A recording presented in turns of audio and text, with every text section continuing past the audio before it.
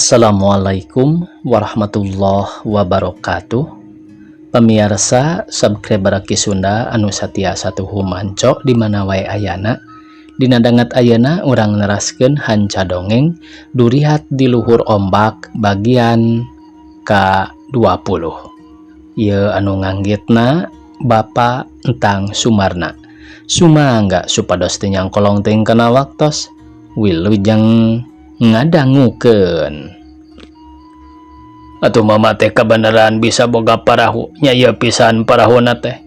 Ari ibu hidap satuluyna dibawa jeung hidap. Harita mah mama ge can nyaho saha sanyana ngaran kapala bajak teh.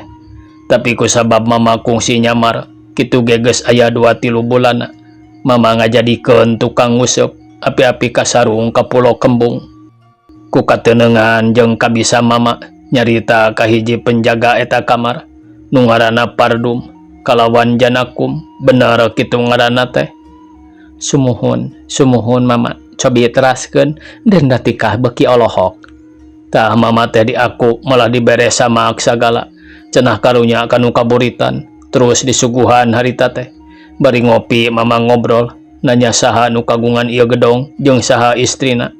Ari jawabna teh nyaeta Tuan Jokor, istrina Den Permasi, putrana istri jenengan Den Ratika. Tesak deui yen ibu hidap jeung hidap teh dipiara ku Tuan Jokor.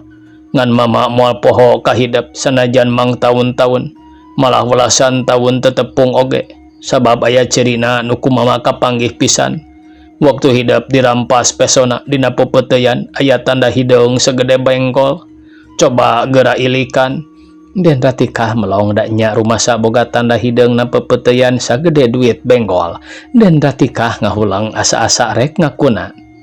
Hidap ulah helok ulah teu percaya, bisi hidap kurang percaya. Kapan ieu dina dada mama masih aya tulisan nu ngahaja can leungit-leungit ngaran mama. Ibu hidap jeung hidap pisan. Ta tempo sing sidik cek mama Hamidi bari muka baju lebah dadana teu antap warah deui sanggeus sidik mah gabrug ngarontok ka mama Hamidi. Mama hapunten ieu putra mama, menawi teh sanes mama boro abdi ngunghak tobat teuing. Sing horeng Tuan Jokor teh sanes pun bapa nanging penjahat nu parantos ngabinasa kasalira mama. Kituna teh Den Ratikah bari cerik ngaguk-guk ngarontokan dada Hamidi.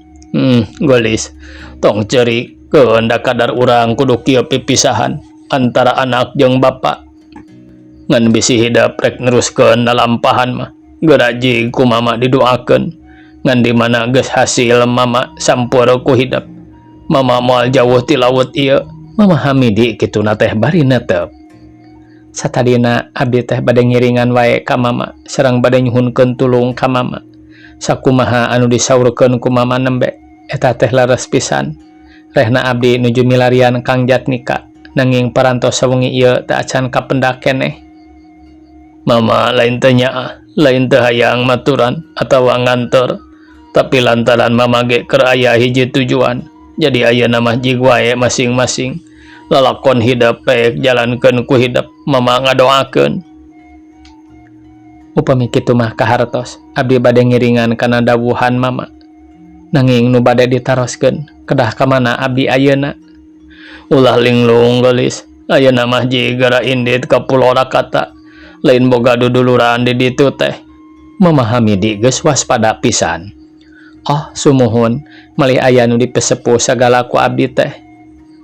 Syukur memang eta hiji kolot tapi engke oge bakal kapanggih saha eta teh. Nya kitu deui eta duduluran hidap tangtung ke nyaho saha sabenerna, tembal mama Hamidi. Sumuhun hapunten sareng nadapi doana mama. Ye gelis cek mama Hamidi bari dumareda. Sanggeus kitu mah kakaran Den Ratikah indit dituturkeun ku penetep mama Hamidi.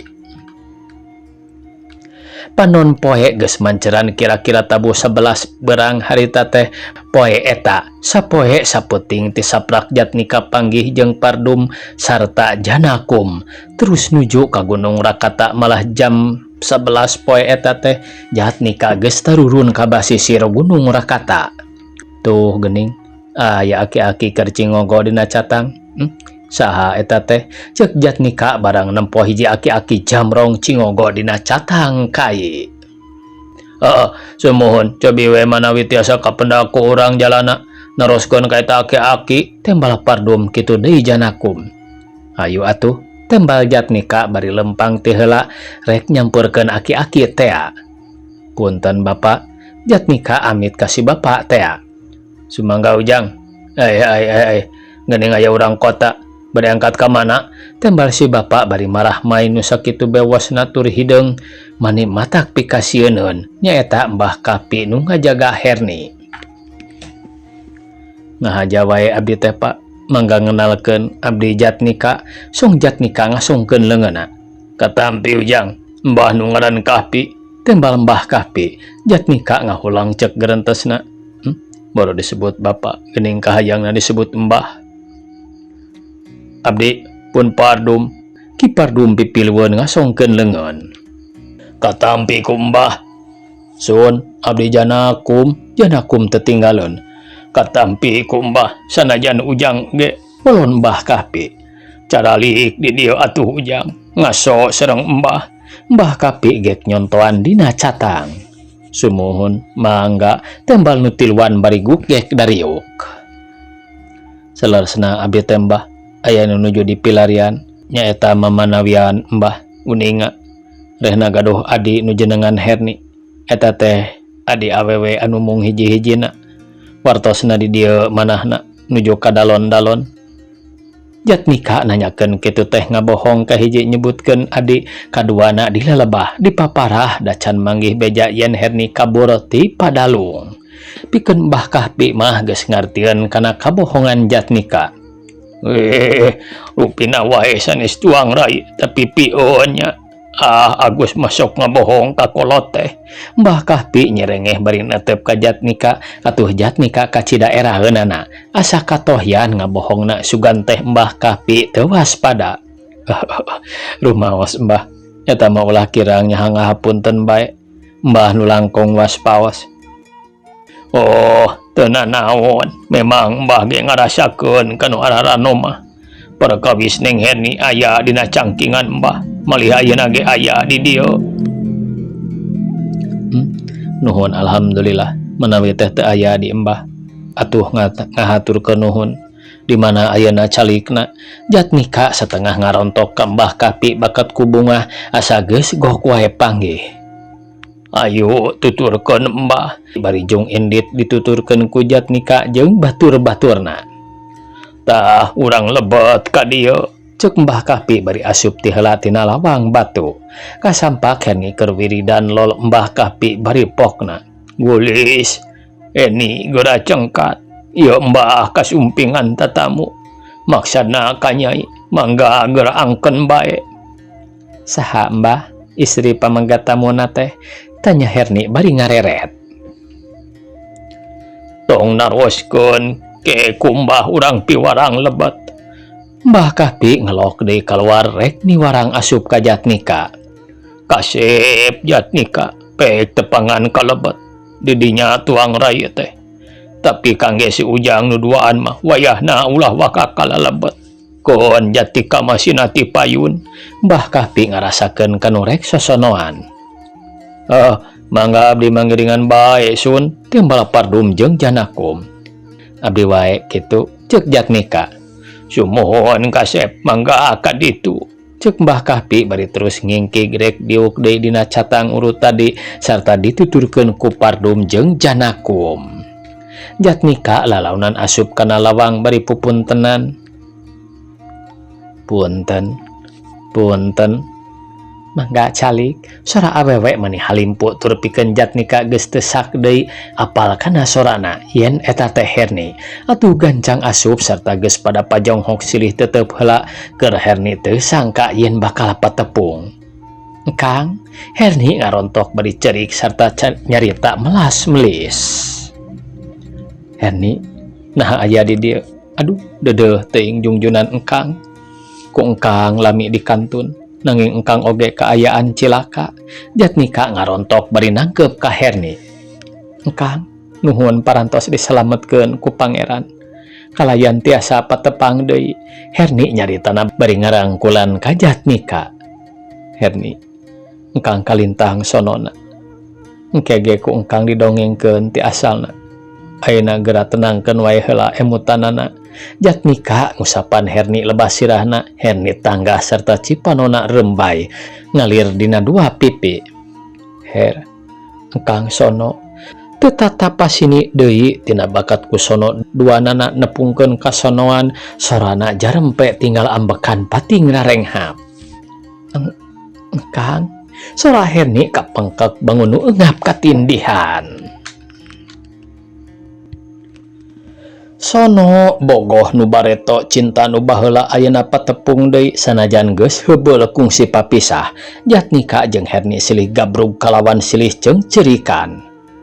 Di mana atuh engkang teh? Abdi siang wengi bati cerik balilihan, kuru aki ngajangjawing ngemutan salira engkang. Her, sanaos engkang oge sami, teu aya deui nu ku engkang dianggo emutan siang wengi namung salira Herni. Teu nyana urang bakal patepang deui kacida binasana bajak laut teh. Her, engkang aya dina panyiksaan lamina aya kana 5 dinten 5 wengi. Awak engkang letek kawas kapuk kaibunan, leuleus kawas nu tetulangan, perwata kamar nu pinuh ku racun. Jatnika nerangkeun kasangsaraan waktu di jero hukuman. Kutan, teu sangka atuh geuning, alhamdulillah eta engkang tiasa damang deui sareng tiasa sumping ka dieu. Herni api-api teh nyaho. Saleresna engkang cager wirehna dina hiji wengi engkang ngimpen kadongkapan istri. Dupi anu kaimpenkeun teh teu aya sanes Herni ku anjeun disarengan ku hiji istri deui nu ampir sarimbag sareng Herni. Kitu deui dina yuswana sapertos nu moal benten gesehna.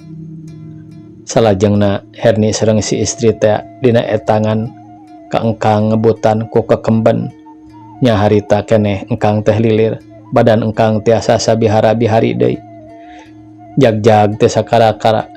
Kitu nu ku engkang kaalaman, rupina wae Herni mujasmedi di dieu teh. Mangna paankeun engkang, pedah engkang disangkana kengeng kacilakaan. Sanes nyangka deui, nanging tos gaduh emutan awon wae. Maklum kengeng wartos ti baladna Padalung keneh. Rehna engkang dicandak dihukum dinu tebih. Nya abdi oge jalan ngolo hiji penjaga di waktos wengi tiasa lolos ka dieu. Malih si penjaga teh ku abdi ditewak ku pedang di sisi laut. Be kutan cing teraskeun Her. Jatnika megat kalimah bari gogodeg cipanona nyalangkrung.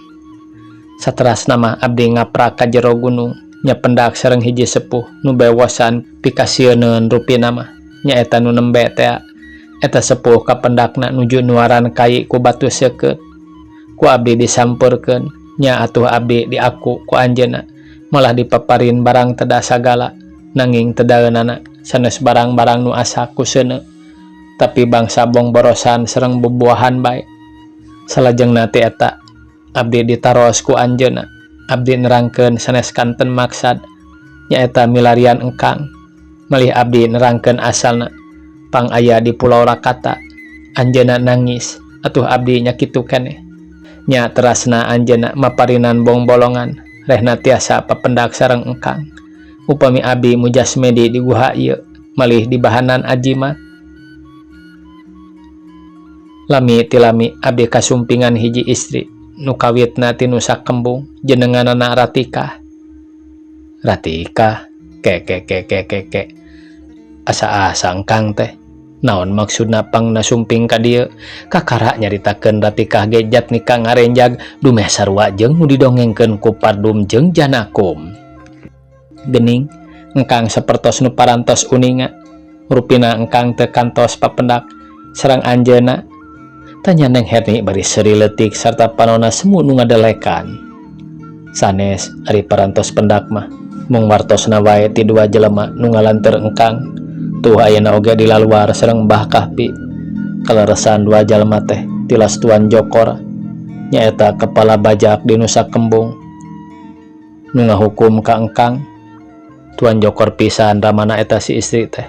Numawi engkang hoyong terang naon margina pangna enden ratika sumping ka dieu. Da waktos engkang tos cager kieu mah anjeunna teu kantos pendak. Saurna teh kabur ti dituna. Jawab Jatnika bari numpangkeun dampal leungeunna kana tak-tak Herni. Oh kitu. Menawi teh parantos patepang kieu numawi anjeunna sumping ka dieu teh. Salaresna mah derak-dak ku Herni dicaritakeun yen den ratikah kabung belengan ku rupa Jatnika nepi ka neneangan pi ubareunana. Datang ka dieu kabeneran akhirna meunang beja ti Mbah Kapi yen maksudna geus hasil.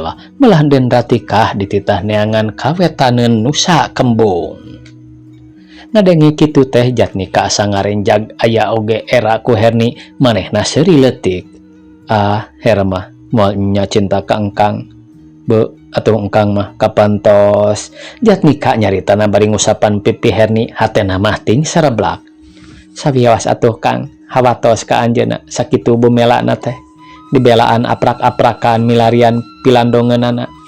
Akhirna tos damang ku engkang moal diangken. Atuh lepat Kang, tembal Herni bari seuri nyerengeh.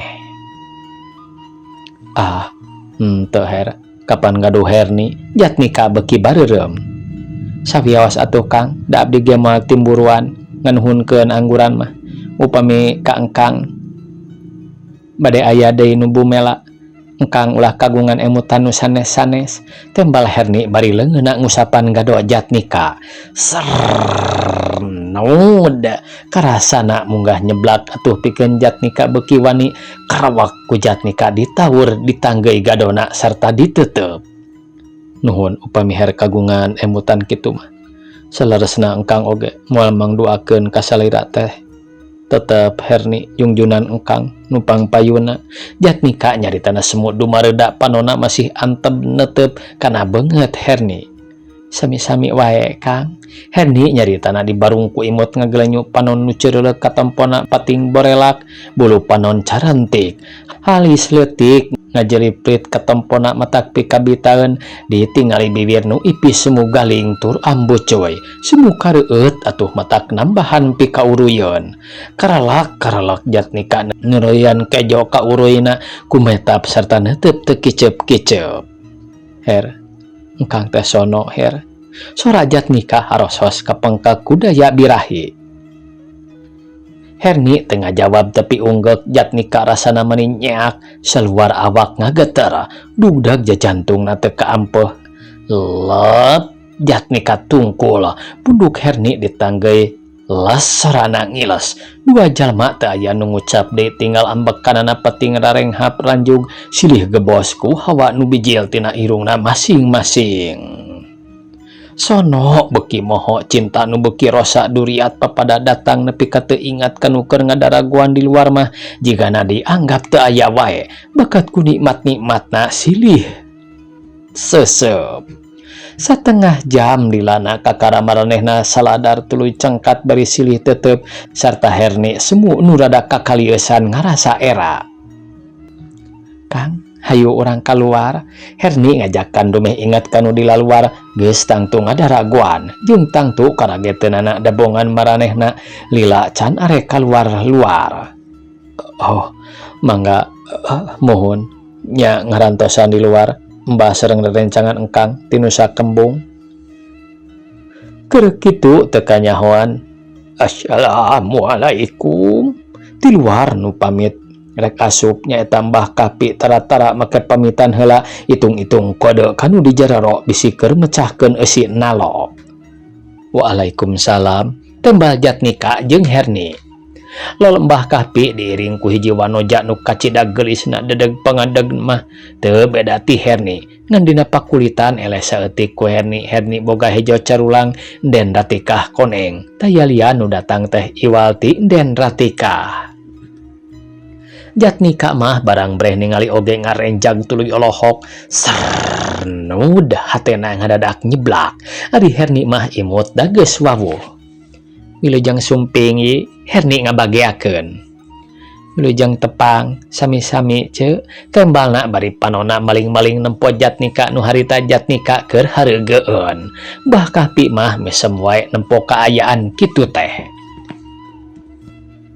Tah gening Den, ieu pisan nu kunden di pilarian teh.